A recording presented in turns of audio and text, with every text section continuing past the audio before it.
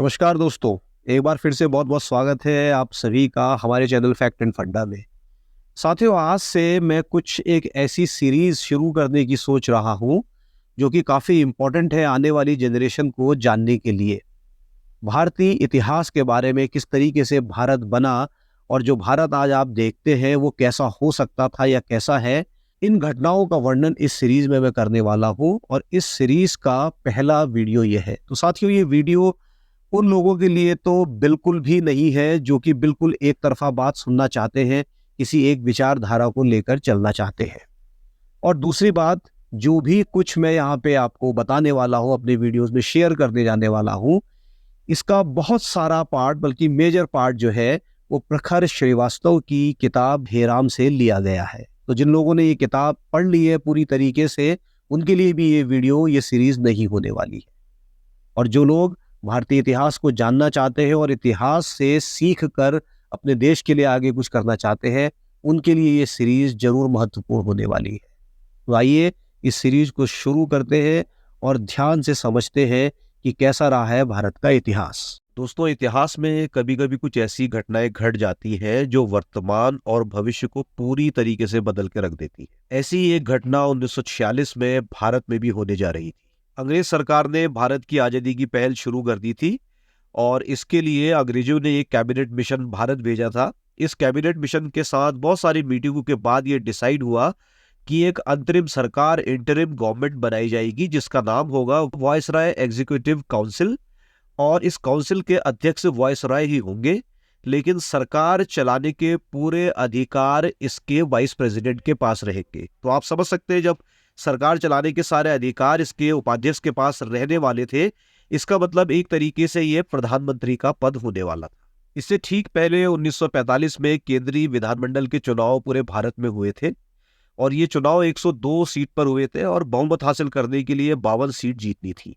और इन चुनावों में इंडियन नेशनल कांग्रेस ने 57 सीट जीतकर एक तरह से बहुमत से ज्यादा सीटें ले ली थी। उस समय इंडियन नेशनल कांग्रेस के अध्यक्ष थे मौलाना अबुल कलाम आजाद, जो कि पिछले 7 साल से ही कांग्रेस के अध्यक्ष थे और अब उनके जाने का समय भी आ रहा था। इसके अलावा दूसरी आपकी थी ऑल इंडिया मुस्लिम लीग, जिसके अध्यक्ष थे मोहम्मद अली जिन्ना। मोहम्मद अली जिन्ना की पार्टी ने भी 30 सीट यहां पर जीती थी। और कमाल की बात यह है, आप इससे अंदाजा लगा सकते हैं कि जो 30 सीट जीती थी ये सारी ही मुस्लिम बाहुल्य क्षेत्र से ही जिन्ना जीत कर आए थे।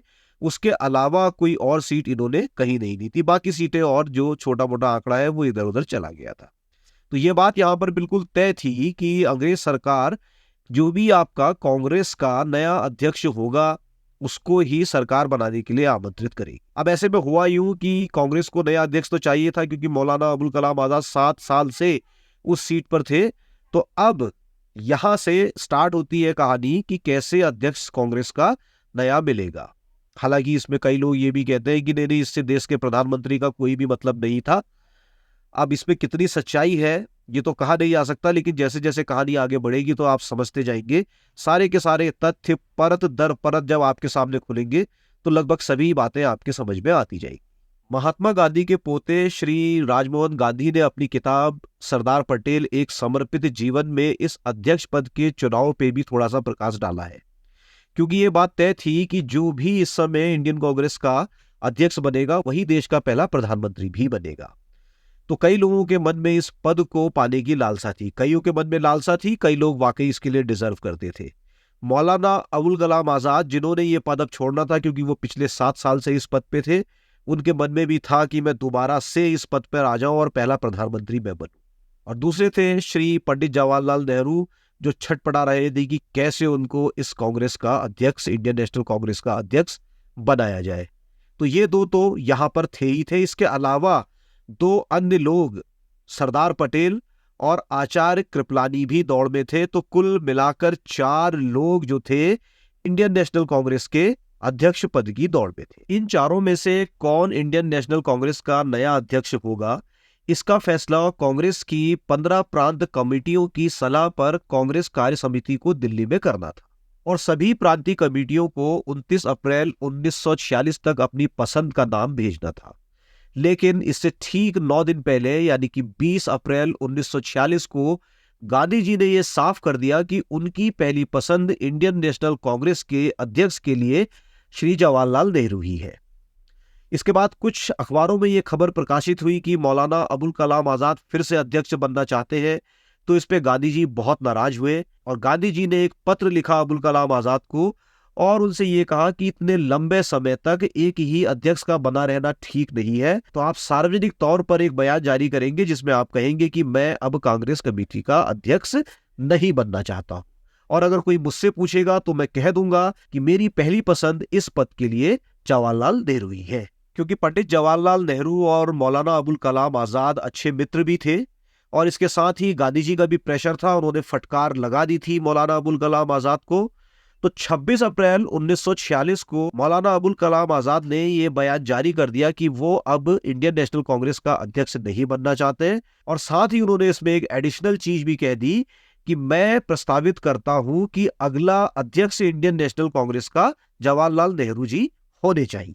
तो अब इंडियन नेशनल कांग्रेस के अध्यक्ष पद के सिर्फ 3 दावेदार रहे, सरदार पटेल, जवाहरलाल नेहरू और आचार्य कृपलानी। 29 अप्रैल 1946 को सभी 15 प्रांत कमेटियों ने अपना प्रस्ताव भेज दिया और इन 15 प्रांत कमेटियों में से 12 प्रांत कमेटियों ने सरदार पटेल का नाम ही कांग्रेस के नए अध्यक्ष के रूप में प्रस्तावित किया। और कमाल की बात यह है कि किसी भी एक प्रांत कमेटी ने जवाहरलाल नेहरू का नाम प्रस्तावित नहीं किया। इस प्रकार 9 मई 1946 में वो कांग्रेस कमेटी की बैठक हुई जिसमें गांधी भारत के भाग्य विधाता बन के उभरे और एक ऐसा फैसला कर डाला जो कि शायद भारत के इतिहास की सबसे बड़ी भूल था। कांग्रेस के सभी बड़े नेता ये जानते थे कि महात्मा गांधी का जो झुकाव है वो जवाहरलाल नेहरू की तरफ है, और इन बातों से आचार्य कृपलानी भी अनभिज्ञ नहीं थे, तो उन्होंने चुपचाप से अपना नाम वापस ले लिया। तो अब मैदान में बचे सिर्फ 2 लोग, सरदार पटेल और जवाहरलाल नेहरू। लेकिन ये भी याद रहे 15 में से 12 प्रांत कमेटियों ने सरदार पटेल का नाम ही कांग्रेस के नए अध्यक्ष के रूप में प्रस्तावित किया था, जबकि नेहरू का नाम किसी ने भी प्रस्ताव में नहीं रखा था। इस कांग्रेस कमेटी की मीटिंग के दौरान नेहरू के चेहरे पे तनाव साफ देखा जा सकता था, क्योंकि वो जानते थे कि मैं किसी भी तरह से इंडियन नेशनल कांग्रेस का अध्यक्ष नहीं बन सकता। लेकिन क्योंकि गांधी उस समय एक बहुत बड़ी शख्सियत थे कांग्रेस के अंदर और गांधी जैसा चाहते थे वैसा ही होता था, और आचार्य कृपलानी भी गांधी की बातों को बिल्कुल टालते नहीं थे और उनकी हर एक बात मानते थे। तो उस समय आचार्य कृपलानी ने गांधी के इशारे पे एक नया कागज निकाला जिसमें यह लिखा था कि पूरी की पूरी कांग्रेस कमेटी सर्वसम्मति से जवाहरलाल नेहरू को इंडियन नेशनल कांग्रेस का नया अध्यक्ष चुनती है। इस बात का खुलासा आचार्य कृपलानी ने खुद अपनी किताब Gandhi his life and thought में किया है। आचार्य कृपलानी लिखते हैं, बैठक में मैंने जवाहरलाल के नाम का प्रस्ताव रखते हुए कागज सभी के बीच घुमाया। कार्य समिति के सदस्यों और अखिल भारतीय कांग्रेस कमेटी के कुछ स्थानीय सदस्यों ने इस पर हस्ताक्षर कर दिए। इस तरह जवाहरलाल नेहरू का नाम अध्यक्ष पद के लिए प्रस्तावित किया गया था। यह तय था कि यदि नेहरू का नाम प्रस्तावित नहीं किया होता तो सरदार पटेल अध्यक्ष के रूप में चुने जाते। सरदार पटेल को मेरा यह हस्तक्षेप बिल्कुल भी पसंद नहीं आया था। मैं कई बार ये सोचता हूं कि क्या मुझे गांधी जी की इच्छा के मुताबिक नेहरू का नाम प्रस्तावित करना चाहिए था। तो इस प्रकार अध्यक्ष पद की दौड़ में नेहरू का नाम फिर से शामिल हो गया और सरदार पटेल और नेहरू आमने सामने आ गए। लेकिन यह बात तय थी कि अगर वोटिंग कराई जाती तो जवाहरलाल नेहरू को कोई वोट नहीं मिलता और सारे के सारे वोट सरदार पटेल को ही मिलते। ऐसे में आचार्य कृपलानी ने गांधी के इशारे पर फिर से एक खेल खेला और एक नया कागज निकाला, और वो कागज सरदार पटेल की तरफ से पहले से ही कृपलानी लिखकर लाए थे कि सरदार पटेल अध्यक्ष पद की दौड़ से अपना नाम वापस लेने का प्रस्ताव रख रहे हैं। महात्मा गांधी के पोते राजमोहन गांधी अपनी किताब में आगे लिखते हैं, नेहरू का नाम प्रस्तावित हो जाने के बाद कृपलानी ने एक दूसरा कागज सरदार पटेल को थमाया जिस पर उनकी नाम वापसी का प्रारूप लिखा हुआ था। कृपलानी द्वारा लिखे गए कागज में कहा गया था कि सरदार पटेल अपना नाम वापस ले रहे हैं ताकि जवाहरलाल नेहरू सर्वसम्मति से अध्यक्ष चुन लिए जाए।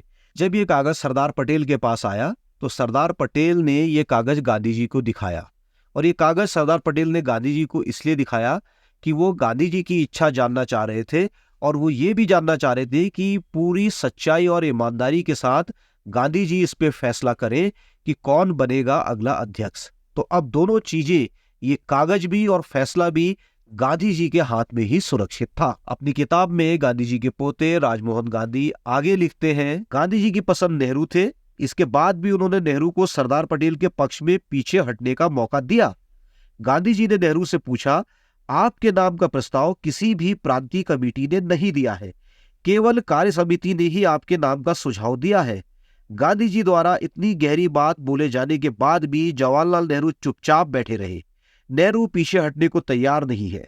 ये विश्वास हो जाने के बाद गांधी जी ने सरदार पटेल से कृपलानी के लिखे हुए कागज पर हस्ताक्षर करने के लिए कहा और सरदार पटेल ने उसी समय उस कागज पे हस्ताक्षर कर दिए। इस प्रकार 9 मई 1946 को जबरन नेहरू को कांग्रेस का अध्यक्ष के रूप में वहां पे प्रस्तावित करके अध्यक्ष भी बना दिया गया। इसके बाद 6 जुलाई 1946 को बॉम्बे में अखिल भारतीय कांग्रेस कमेटी की बैठक में विधिवत रूप से नेहरू ने पदभार संभाल लिया। इसके बाद अपने पहले ही भाषण में पंडित जवाहरलाल नेहरू ने इतना बड़ा झूठ बोला कि जिसकी कोई पराकाष्ठा नहीं।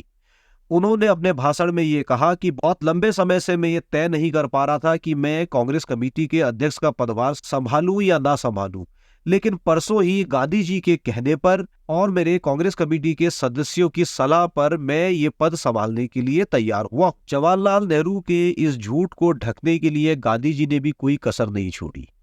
उन्होंने ये कहा कि बहुत मुश्किल से मैंने जवाहर को इसके लिए मनाया है और जवाहर से मैंने ये भी कहा है कि ये ऐशो आराम का समय नहीं है, इस समय तुम्हें देश की सेवा करनी है, तो ये कांटों का ताज है और ये कांटों का ताज पहन लो। और मेरे कहने पर ही ये कांटों का ताज जवाहर ने अपने सर पर रखा है। इस प्रकार गांधी जी ने सरदार पटेल की बलि चढ़ाकर नेहरू को देश का पहला प्रधानमंत्री बनने की सारी तैयारी कर ली। इस प्रकार नेहरू बने भारत देश के पहले एक्सीडेंटल प्राइम मिनिस्टर। उस समय के एक बहुत ही दिग्गज पत्रकार हुआ करते थे, दुर्गादास। वो इतने ज्ञानी थे कि उनसे अक्सर गांधी, नेहरू, राजेंद्र प्रसाद, मोहम्मद अली जिन्ना, यहाँ तक कि लियाकत अली जैसे दिग्गज लोग भी उनसे राजनीतिक सलाह लिया करते थे। दुर्गादास अपने तीखे सवालों को पूछने के लिए ही जाने जाते थे और यही तीखे सवाल दुर्गादास ने महात्मा गांधी से भी किए कि कैसे उन्होंने सरदार पटेल की जगह पंडित जवाहरलाल नेहरू को कांग्रेस कमेटी का अध्यक्ष बनाया। दुर्गादास ने जो तीखे सवाल मोहनदास करमचंद गांधी से किए थे, वो सारे के सारे सवाल उन्होंने अपनी किताब India from Curzon to Nehru and after में दर्ज किए हैं। ये शब्द उनकी किताब में कुछ इस प्रकार मिलते हैं, मैंने गांधी जी से पूछा कि सरदार पटेल के पक्ष में बहुमत होने के बाद भी उन्होंने नेहरू को क्यों चुना, तो इस पर गांधी जी ने मुझे हंसते हुए जवाब दिया कि क्योंकि मेरी पार्टी में जवाहरलाल इकलौता अंग्रेज है। गांधी को लगा कि मैं उनके जवाब से संतुष्ट नहीं हुआ हूं, तो उन्होंने आगे कहा कि जवाहरलाल नेहरू दूसरे नंबर पर आने के लिए तैयार नहीं होंगे। वो अंतर्राष्ट्रीय मुद्दों को पटेल के मुकाबले अच्छे से समझते हैं। मैंने गांधी जी से कहा कि डॉक्टर राजेंद्र प्रसाद ने मुझसे कहा है कि गांधी जी ने एक बार फिर ग्लैमरस नेहरू के लिए अपने सबसे भरोसेमंद सिपाही सरदार पटेल की बलि ले डाली। डॉक्टर राजेंद्र प्रसाद को डर है कि नेहरू ब्रिटिश सरकार की नीतियों पर चलेंगे। तो दोस्तों, दुर्गादास और गांधी जी के बीच हुई बातों से ये बात तो बिल्कुल साफ हो जाती है कि गांधी जी नेहरू को सिर्फ इसलिए कांग्रेस का अध्यक्ष बनाना चाहते थे क्योंकि वो जानते थे कि नेहरू कभी भी दूसरा स्थान जो है वो स्वीकार नहीं करेंगे अपने अहम के कारण। और पहली बात, वो अंग्रेज भी हैं। दुर्गादास की बातों की ऑथेंटिसिटी इसलिए भी है क्योंकि दुर्गादास और गांधी जी के बेटे देवदास गांधी काफी अच्छे मित्र थे, इसलिए भी दुर्गादास की बातों में प्रामाणिकता लगती है। देवदास गांधी के बेटे राजमोहन गांधी यानी कि महात्मा गांधी के जो पोते हैं, उन्होंने तो अपनी किताब में ये साफ साफ लिखा है।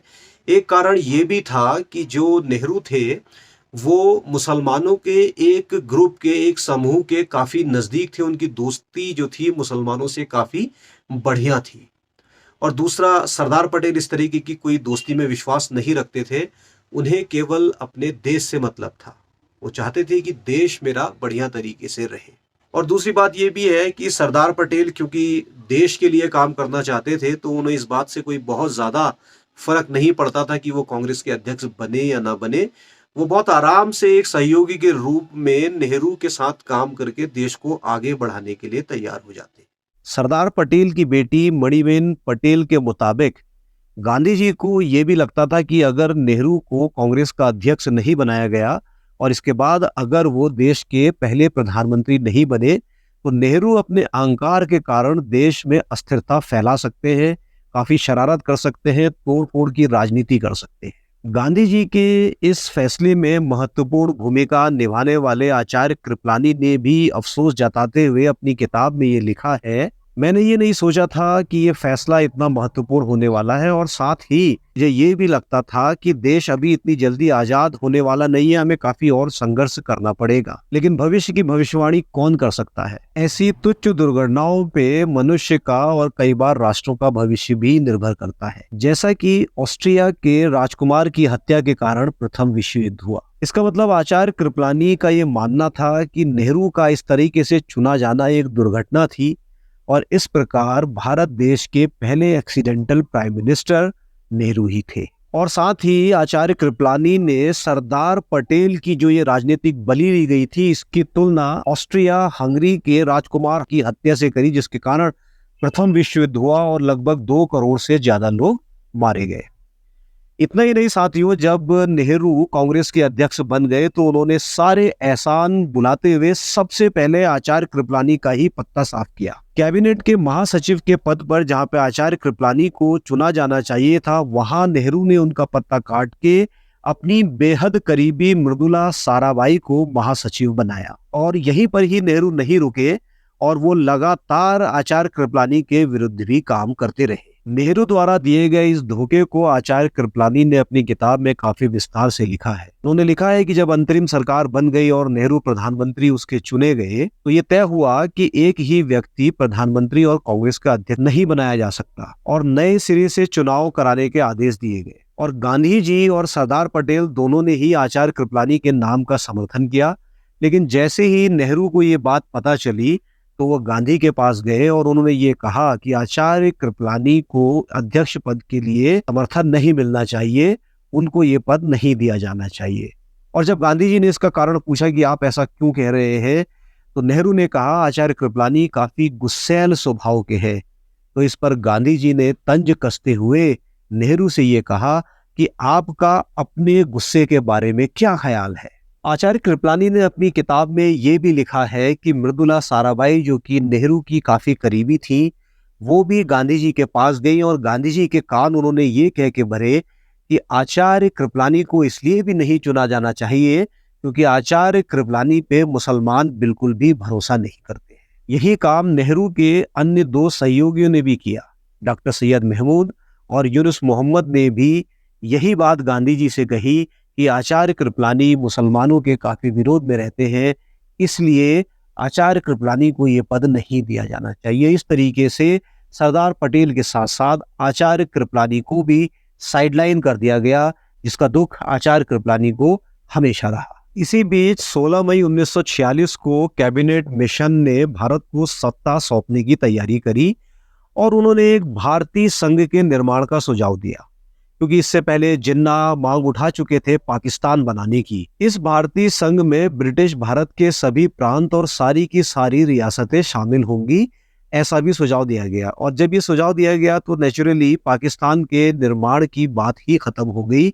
इसका मतलब यहाँ से बंटवारा टाला जा सकता था। लेकिन साथियों, बंटवारा पाकिस्तान का जरूर टाला जा सकता था, लेकिन ये जो सुझाव अंग्रेजों ने दिया था, मेरी समझ से ये सुझाव भी बहुत खराब सुझाव था, क्योंकि अगर ऐसा हो जाता तो काफी अस्थिरता होती और अखंड भारत का निर्माण संभव नहीं होता। इस सुझाव के मुताबिक भारतीय संघ यानी कि केंद्र सरकार के पास रक्षा मंत्रालय, विदेश मंत्रालय, परिवहन मंत्रालय, संचार मंत्रालय जैसे इंपॉर्टेंट मामले रहेंगे, लेकिन इसके अलावा बाकी के सारे मामले प्रांतों के अधिकार में रहेंगे। इस सुझाव में भारतीय प्रांतों और रियासतों को मिलाकर 3 ग्रुप बनाने का भी यानी कि 3 समूह बनाने का भी सुझाव दिया गया, जिसमें ग्रुप ए, ग्रुप बी और ग्रुप सी का सुझाव था। जहां ग्रुप ए में मद्रास, बंबई, उत्तर प्रदेश, बिहार, मध्य प्रदेश और उड़ीसा शामिल थे। ग्रुप बी में पंजाब और उत्तर पश्चिमी सीमा प्रांत और सिंध था, जबकि ग्रुप सी में बंगाल और असम थे।